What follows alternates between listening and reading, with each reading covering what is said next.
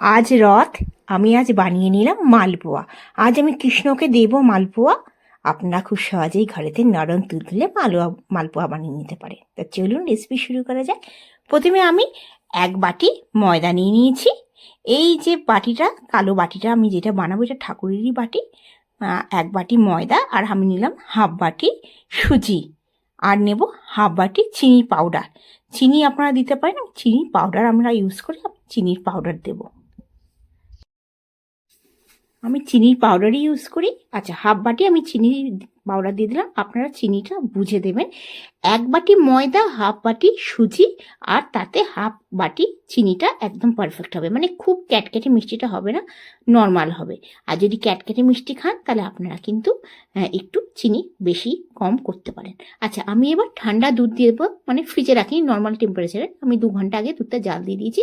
আপনারা জল দিয়েও ব্যাটারটা মাখতে পারেন, কিন্তু দুধ দিয়ে মাখলে ভীষণ স্বাদ হবে। আমি দুধ দিয়ে মাখছি। আচ্ছা, এতে আমি কোনো মৌরি দেবো না, এলাচ দেবো না, আর কোনো রকম পাউডার মিল্কও দরকার নেই, খোয়াও দরকার নেই। আমি ভগবানের জন্য বানাচ্ছি, আমি সিম্পলই বানাবো। হাত দিয়ে ভালো করে ব্যাটারটা মেখে আমি আধা ঘন্টার জন্য রেখে দিয়েছি। আপনাদের কাছে সময় থাকলে 2-3 ঘন্টা আপনারা রাখতে পারেন।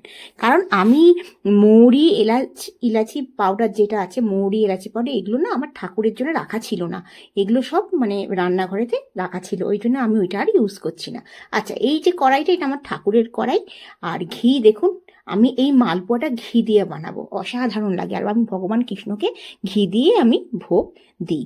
আমার ঘিটা দিলে মানে ভাল লাগে আমার। আপনারা ঘি ছাড়াও রিফাইন্ড অয়েলে দিতে পারেন, কিন্তু ঘি দিয়ে দেখবেন দারুণ লাগে। আচ্ছা, এবার দেখুন গ্যাসের ফ্লেমটা হাই করে দিয়েছি, আর মালপোয়াগুলো দিয়ে দিয়েছি। একটা করে মালপোয়া আমি দেবো, আর মাঝখান মানে তেলটা, যে গরম তেলটা না, মালপোয়ার মধ্যে দিয়ে দেবো। দেখবেন লুচির মতন ফুলে যাচ্ছে।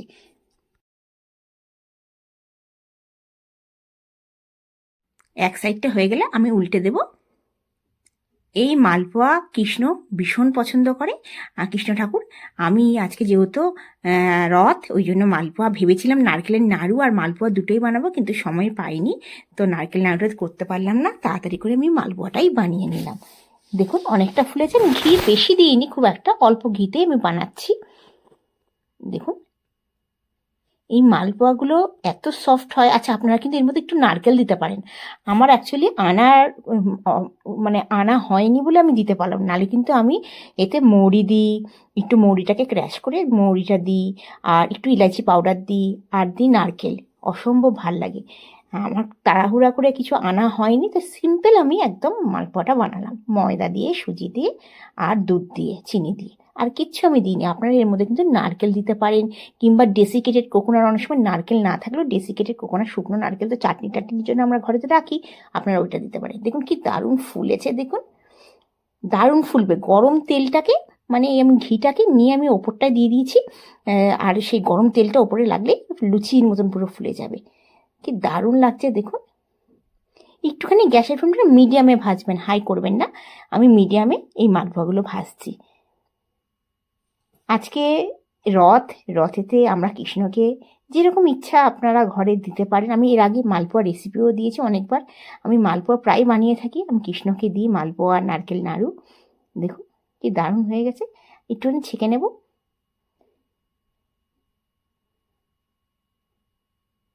বাকিগুলো আমি বানিয়ে নেব।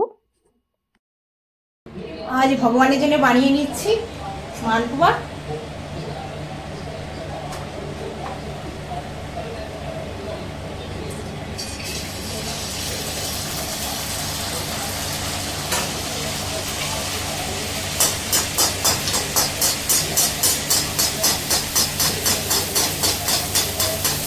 গরম তেলটা এইভাবে দেবো।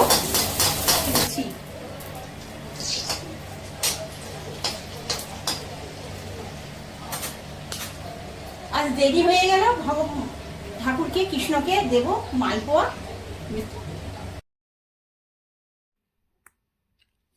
আমাদের মালপোয়াগুলো আমি দুখানে ভেজে নিয়েছি, এটা 3 নম্বর ভাজা হয়ে গেল।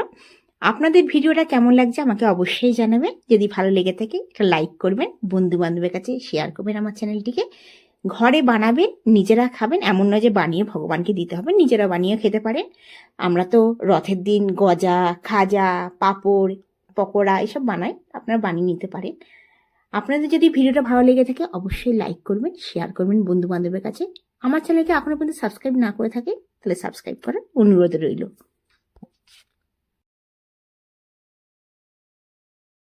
মালপোয়া বানিয়ে নিলাম। আপনাদের যদি ভালো লেগে থাকে অবশ্যই ঘরে বানাবেন। কোথা থেকে আমার ভিডিওটা দেখছেন অবশ্যই জানাবেন, জানালে আমার ভীষণ ভালো লাগবে। আবার আসবো নতুন দিনে নতুন ভিডিও নিয়ে। আপনারা ভালো থাকবেন, সুস্থ থাকবেন এই কামনা করে এই আজকের ভিডিওটা শেষ করছি। আপনাদের যেন রথটা ভীষণ ভালো কাটুক। বাচ্চাদেরকে নিয়ে রথ দেখতে যাবেন, বাচ্চাদেরকে দিয়ে রথ টানাবেন। আবার আসবো। ধন্যবাদ।